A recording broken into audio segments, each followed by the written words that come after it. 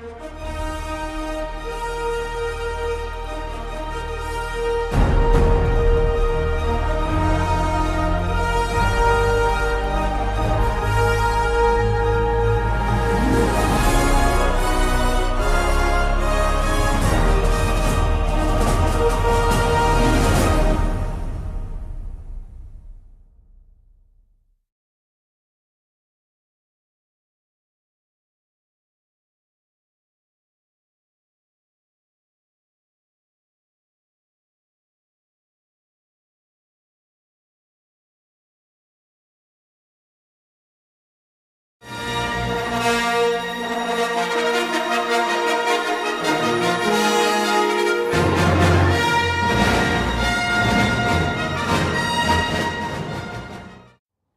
my name is Ryan, and today we'll be interviewing Richard Wright, the writer of Native Son. We'll also be interviewing Kate Chopin, who wrote 3 short stories. We will also be interviewing F. Scott Fitzgerald, the writer of The Great Gatsby. And lastly, we will be interviewing Walt Whitman, the writer of America.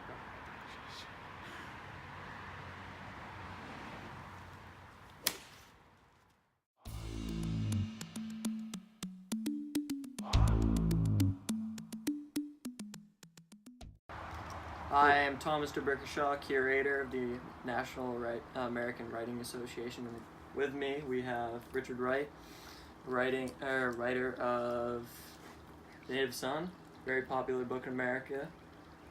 Still writing it in high school, or reading it in high school these days. So, thank you for being with us. No problem. I always love the opportunity to explain my reasoning for writing Native Son. I played with many different themes, such as racism, fear, and power over others, which was new for me. Touching on that many topics was very difficult. Perfect. Well, to start off, I'd like to ask you about how you came up with the idea and started off Native Son. I came up with the idea to write Native Son when the progression of black people and their rights seemed to stop making progress. There appeared to be no steps moving forward towards a fair and equal life between black and white people. I felt something had to be done, and I wanted to write something that would cause people to have more conversations. Well, I'm not surprised. You seem to be a big advocate of civil rights because I've heard a quote you saying, would hurl words into the darkness and wait for the echo, and if the echo sounded no matter how faintly, I would send other words to tell, to march, to fight, create a sense of hunger for life that grows in all of us. This quote comes from another book of yours called Black Boy. And how do you think it relates to Native Son? The quote is me saying that I would talk, write, and produce literature until people started to respond. I think that once people began to respond to a certain speech, interview, or book, I start to produce more of that type of work. My goal is to get people to talk. I don't care what I need to do to get people to talk, as long as it happens. Once people begin to talk, others begin to listen. And if you aren't talking, then they can't be working together on fixing the inequalities that happen between black and white people every day. I would say that Native Son is an example of this quote because it is a book that shows injustice that black people face every day. That's great stuff. I love how you want to change America so much, and I think your works of literature have the power to change the world too. Which characters seem to have stood out to you when writing these books, and are there any quotes that stand out to you from Native Son? I think there's some characters that really stand out to me, yes. Mr. Dalton. He wasn't really written to be a blatant racist, but there's some hints that are in the book that are there to hopefully make you start to think that he's a racist.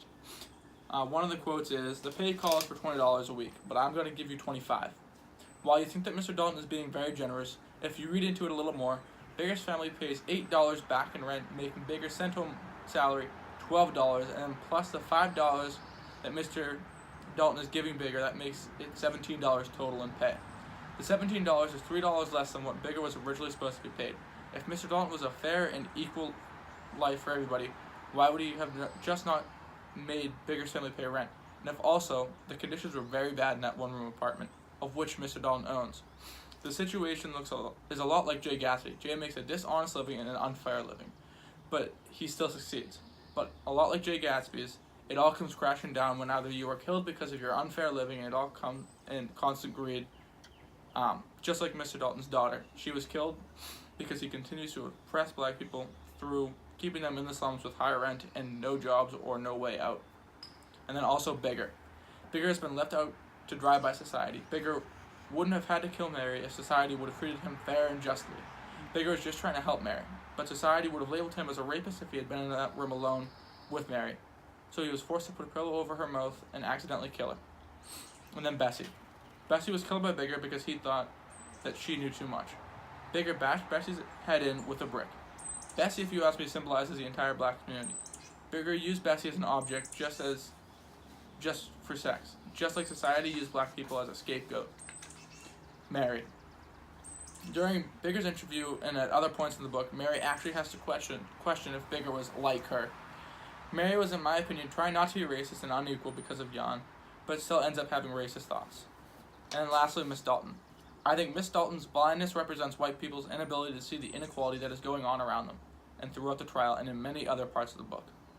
Very insightful. Thank you for meeting with us today. My pleasure. I always love to explain my book.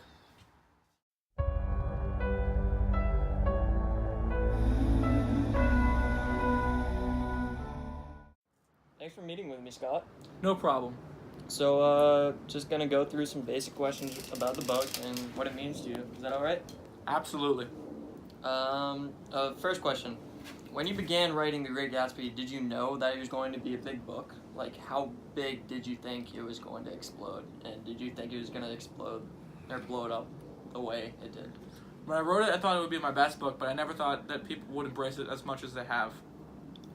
I never thought it would really blow up the way it did. How did you ever think of creating Gatsby? I mean, there's so many different interpretations of him and layers. There's a dreamer to the point of delusion. Some say he's always chasing after the green light and Daisy. That some say is actually a representation of his love for upper class, the untouchables, if you will. And do you support this theory?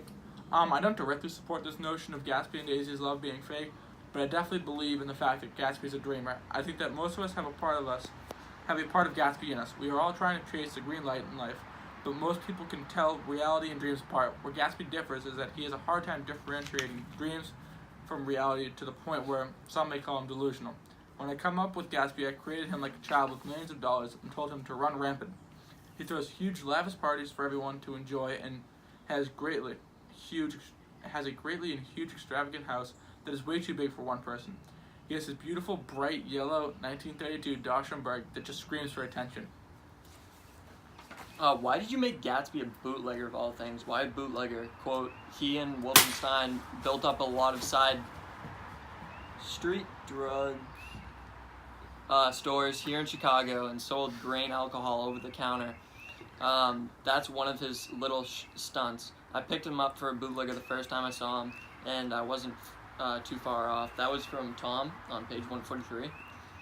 I made him this way because I needed him to be even with the rest of the characters, although richer than everyone else. He made his money through dishonesty, and he wasn't born into it. So his dream of being up there with the untouchables, rich people, is physically impossible. No matter how much money he makes, he still won't accept him, thus never to be one. Would you say Gatsby is similar to Bigger Thomas from Nader's Son in the sense that they both take shortcuts to get ahead in life?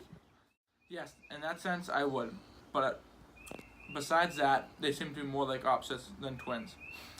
Besides, the only other thing that they could relate to that is Gatsby's world rotates around Daisy, and Bigger is controlled by fear. Well, that's all we have time for. Thanks, Scott. This has been a pleasure. No problem. The pleasure is mine.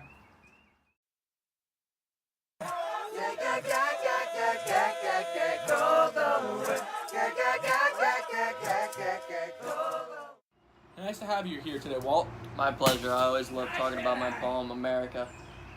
Good, let's get started. Would you say that America is at all equal? Not at all. I wrote America with a very optimistic view on things.